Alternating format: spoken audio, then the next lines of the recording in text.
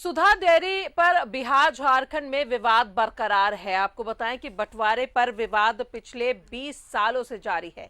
झारखंड के 3 डेयरियों पर भी अब बिहार का ही कब्जा है। झारखंड अपने राज्य के डेयरियों पर अपना हक जता रहा है।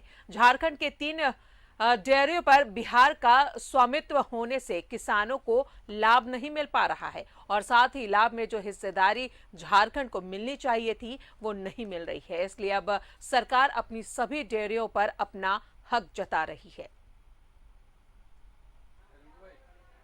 के 3 प्लांटों पर मालिकाना हक को लेकर बिहार और झारखंड में एक बार फिर तनातनी देखने को मिली। झारखंड सरकार रांची, बोकारो, जमशेदपुर के 3 डेयरी प्लांट पर अपना मालिकाना हक जता रही है। जाहिर सी बात है कि झारखंड गठन के बाद इन तीनों डेयरी प्लांट का स्वामित्व झारखंड के पास आ जाना चाहिए था, लेकिन पूर्ववर्ती सरकारों ने इस पर ध्यान नहीं दिया, लिहाजा बखेड़ा बढ़ता चला गया और अब सूबे की नई सरकार ने इस मुद्दे को लेकर अपनी सक्रियता दिखाना शुरू कर दिया है। आज इसी मुद्दे पर बिहार और झारखंड की सरकार के बीच ऑनलाइन बैठक के माध्यम से मामले को सुलझाने की कोशिश की गई। इस बैठक में बिल्कुल स्ट्रांगली कन्वे किया है और हम लोग we are strictly going to protect the interest of our farmers. और जो रांची में है, जमशेदपुर में है और बोकारो में जो हमारे प्लांट्स हैं, या फिर हमारा एक कैटरफील्ड प्लांट्स भी है यहाँ पे भटवार में, नियमता ये चीज़ें कन्वे की गई हैं कि भाई ये झारखंड के किसानों के हित को देखते हुए ये झारखंड की जो है ये हमारा एसेट्स है। जब बिहार और झारखंड के अफसर एक साथ बैठे तो झारखंड का पक्ष काफी मजबूत दिखाई पड़ा। ऐसा इसलिए कि झारखंड गठन के वक्त दोनों राज्यों के बीच होने वाले संपत्ति के विवरण में साफ लिखा है कि झारखंड में स्थापित डेयरी पर भी झारखंड सरकार का स्वामित्व होगा। झारखंड सरकार के अफसरों का ये भी कहना था कि सुधा डेयरी के प्लांट पर बिहार सरकार का स्वामित्व होने से किसानों को वो लाभ हम नहीं दे पाते हैं जो फायदा मेधा डेयरी से जुड़ने वाले किसानों को मिल रहा है। क्लियर स्टैंड है कि जो झारखंड में जो स्थित जो प्रॉपर्टी है वो झारखंड को मिलना चाहिए। इसमें एक शेड्यूल 9 बना था जिसमें कि किस किस चीज का बंटवारा इस आधार पे होना चाहिए। तो शेड्यूल 9 के अगर 7th में देखेंगे तो Bihar state dairy corporation limited ये झारखंड को मिलना चाहिए। जमशेदपुर, रांची, बोकारो के डेयरी प्लांट के साथ रांची के ओटवार में स्थापित कैटल फीड भी झारखंड सरकार को मिलना चाहिए। इस मुद्दे पर अभी आगे भी बैठक होगी, लेकिन इतना तय माने कि कागजों ने यदि अपनी कहानी कहना शुरू कर दिया तो तीनों प्लांट झारखंड के हिस्से में आ जाएंगे। झारखंड गठन के बाद पूर्व की सरकारों ने झारखंड की संपत्तियों को सहेजने में दिलचस्पी नहीं दिखाई।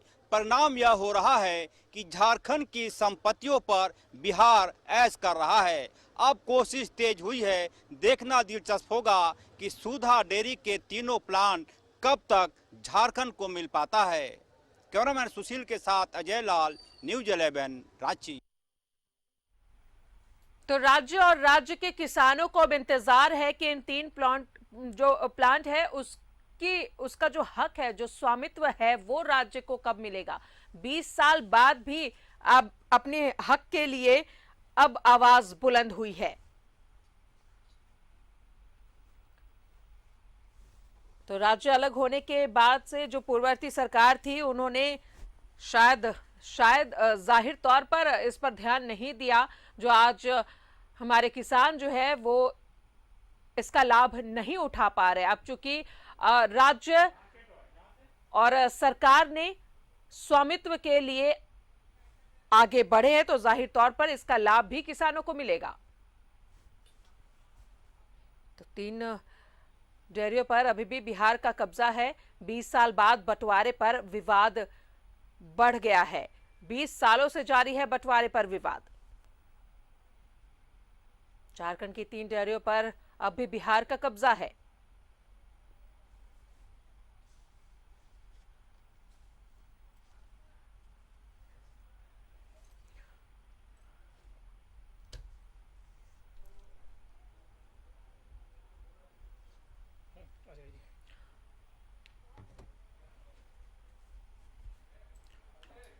और इस खबर पर और ज्यादा जानकारी देने के लिए सहयोगी अजय लाल हमारे साथ बने हुए हैं। अजय, राज्य अलग हुए 20 साल हो गए हैं और 20 साल से ये विवाद ही बना हुआ है। अभी तक 3 डेयरी का जो स्वामित्व है वो राज्य को नहीं मिल पाया है।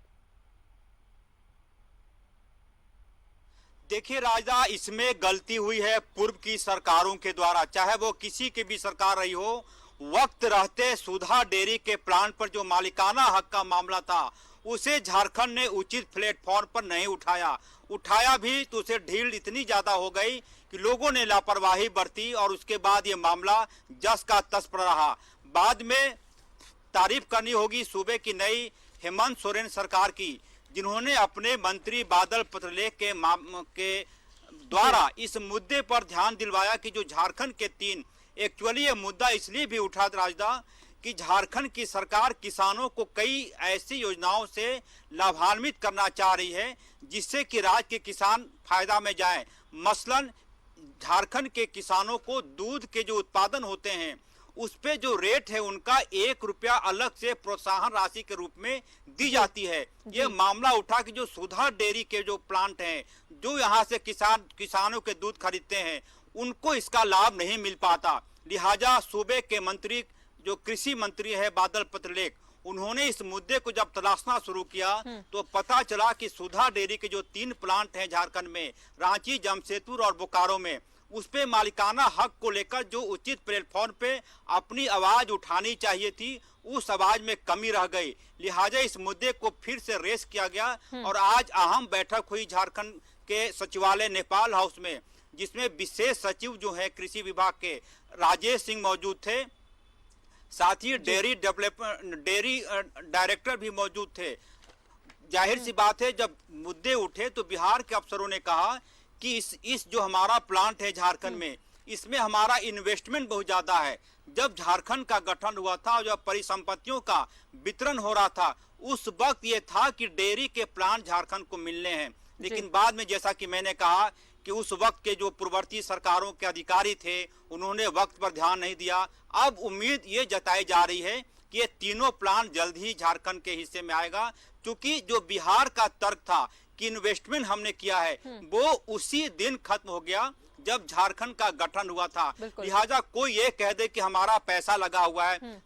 इसी तरह का मामला देखिए राजदा TVNL के मामले में आया था, लेकिन वो हमारे पक्ष में आया और झारखंड का उसमें मालिकाना हक हुआ। तो अब उम्मीद की जा रही है कि जिस प्रकार से अधिकारी इस मुद्दे को लेकर रेस हैं, जल्द ही झारखंड के जो तीनों सुधा डेयरी के प्लांट हैं वो झारखंड के हिस्से में आएगा, ऐसी उम्मीद जताई जा रही है राजदा। चलिए, तो ऐसी उम्मीद है और इसका लाभ जल्द से जल्द हमारे किसानों को मिले। बहुत बहुत शुक्रिया आपका अजय तमाम जानकारियों के लिए। तो ये जो 3 प्लांट अभी सुधा डेयरी के हैं, उम्मीद यही की जा रही है कि जो वर्तमान सरकार है अब हस्तक्षेप कर इन तीनों प्लांट पर अपना हक जताएगी।